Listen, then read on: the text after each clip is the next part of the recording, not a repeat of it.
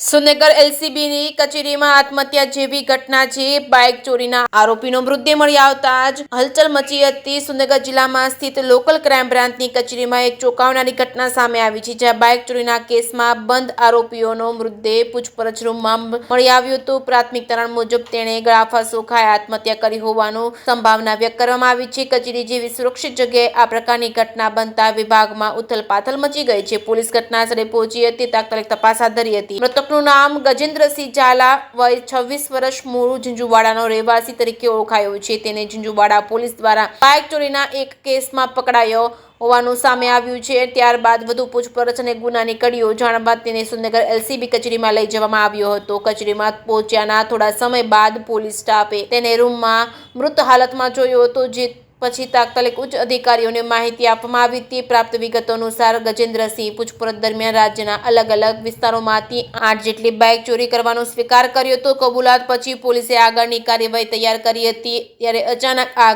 દુર્ઘટના બની ગઈ હતી। જે રૂમમાં તેને રાખવામાં આવ્યો હતો ત્યાં જ ગળાફાંસો ખાધેલી હાલતમાં તેનો મૃતદેહ મળતા સમગ્ર તંત્ર ચોંકી ઉઠ્યું હતું। સુરક્ષિત કચેરીમાં આટલી મોટી ખામીને લઈને અનેક શંકાઓ વ્યક્ત થઈ રહી છે। પ્રશ્નો અને શંકાઓ વચ્ચે પોલીસ તપાસની તેજ ઘટનાની જાણ થતાં જિલ્લા પોલીસ અધિકારીઓ તાત્કાલિક એલસીબી કચેરીએ દોડી આવ્યા હતા। પ્રોટોકોલ મુજબ હાલમાં દરેક પાસે તપાસ ચાલી રહી છે, તેમજ પૂછપરછ દરમિયાન કોઈ દબાણ કે માનસિકતા સ્થિતિનો મુદ્દો સંકળાયેલો હતો કે નહીં તે વિશે તપાસ શરૂ છે। રૂમની અંદર કઈ પરિસ્થિતિ સર્જાઈ હતી અને આત્મહત્યાનો દાવો કેટલો સાચો હોઈ શકે તેના જવાબો પણ માટે તપાસ ચાલી રહી છે। જેકે સિંહ ગુજરાતી સાથે મહેશ ઉતરિયા, સુરેન્દ્રનગર।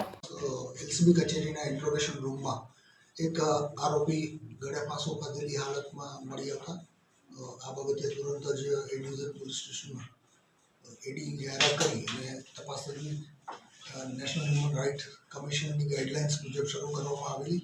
આ આરોપી ઝીંઝુવાડા ગામનો વતની ગજેન્દ્રસિંહ વિનુભાઈ ઝાલા, એની ઉંમર આશરે 26 વર્ષની છે અને એને એલસીબીએ શક પડતી મિલકત એક બાઇક સાથે પકડી પાડેલ હતો અને અટક કરીને ઝીંઝુવાડા પોલીસ સ્ટેશનથી અહીંયા વિશેષ પૂછપરછ માટે લાવેલ હતા।